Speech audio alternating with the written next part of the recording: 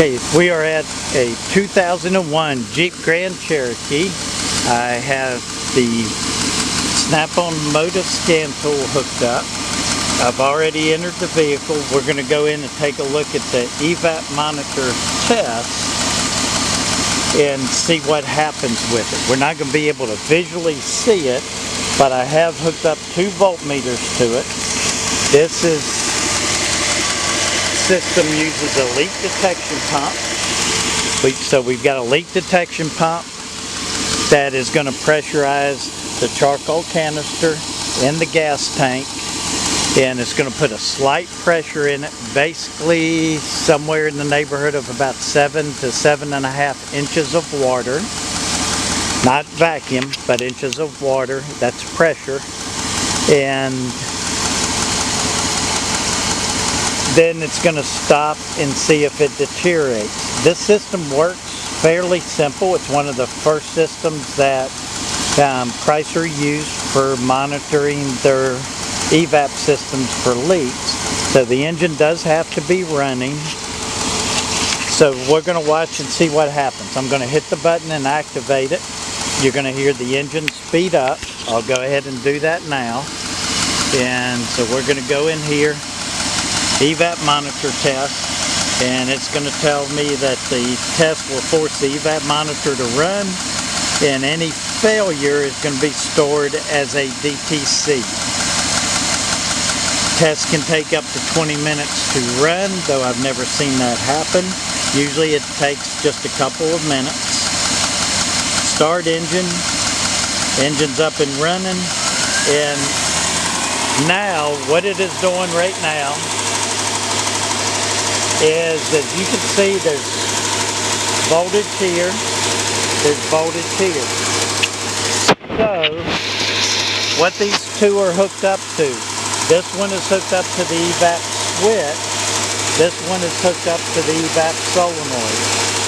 This is on the ground or the control side of it. So the controller is not grounding the solenoid, and the switch right now has an open circuit.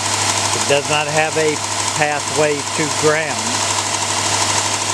So, or it does have a path in it, I'm sorry.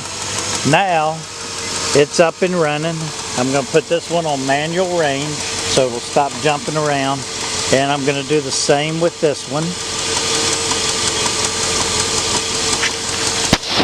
And I don't know that you can hear it, but there is a little thumping noise. And what's happening is, you can see the voltage on this meter is going up and down.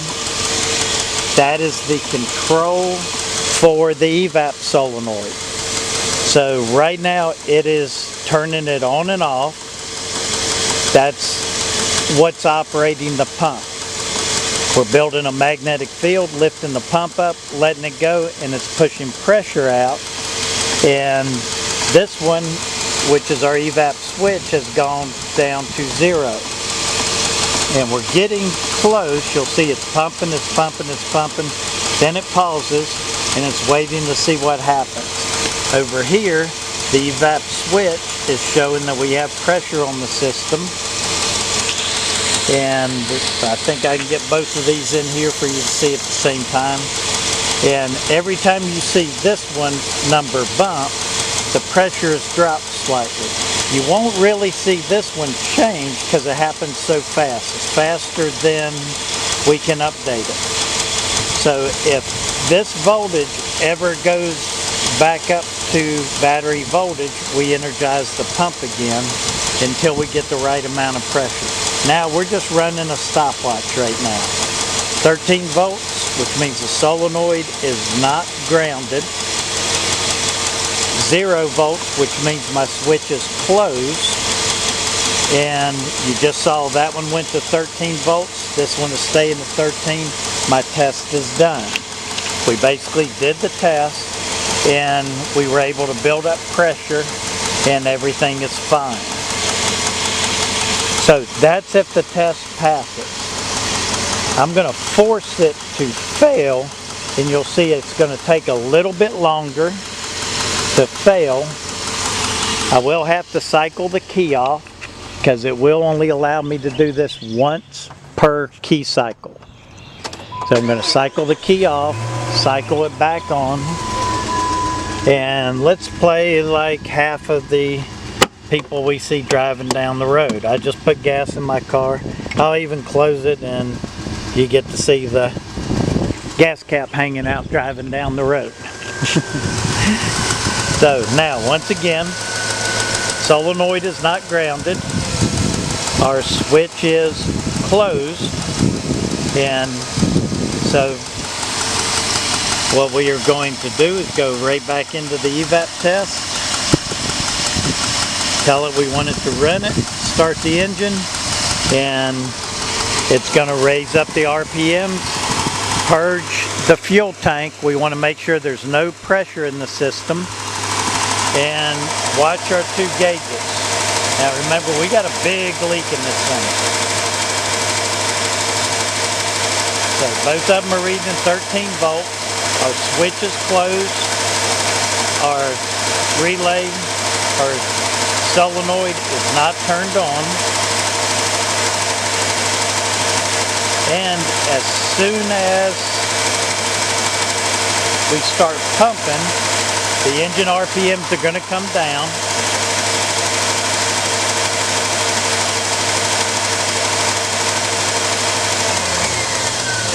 And now you can see our pump going, but look at what's happening to the switch. You can see the pump, we're turning the pump on and off. Our switch voltage has gone to 0, so it means the contacts are open. We've broken that contact. And it's going to sit here and pump for a little while, trying to build up pressure. But what's going to happen is every time it pauses, the contacts of the switch, you can see it blinking every now and then. It's happening so fast you can't really see it.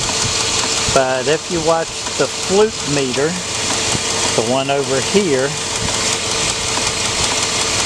you'll notice every now and then the voltage is going to jump. And that's because it's not building up pressure. You can see the voltage jump there. So our little pump is just pumping away, but because we have a large leak, we left the fuel cap off of the car, we're never going to build up pressure. So this will continue on until it has decided it's done all it can do. There's no way the system can be sealed up, and then it'll finally give up and we will set a code for it.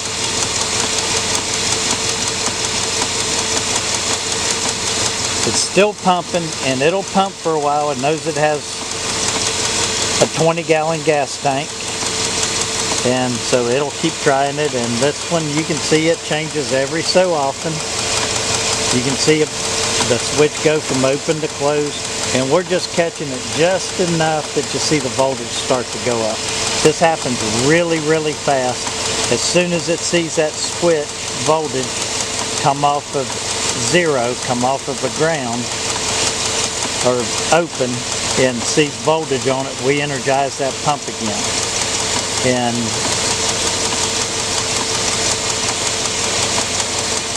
it's going to keep pumping, and keep pumping. And it will try this for a while. It's giving it every benefit of the doubt that maybe the gas tank is all the way empty. You can see both of them now.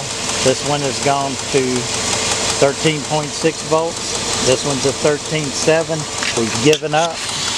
And if I hit page back here,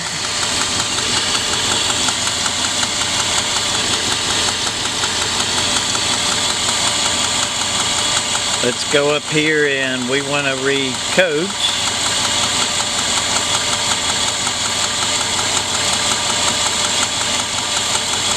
And I want to read the 1-trip code. And there's our PO455 evap system large leak. So, and we do have a large leak. That's our fuel cap back here. There is We are not commanding the check engine light on because this is a 2-trip failure. So if my customer gets home and realizes that they left the gas cap off and puts it back on, and they run this again, then that 1-trip failure will go away.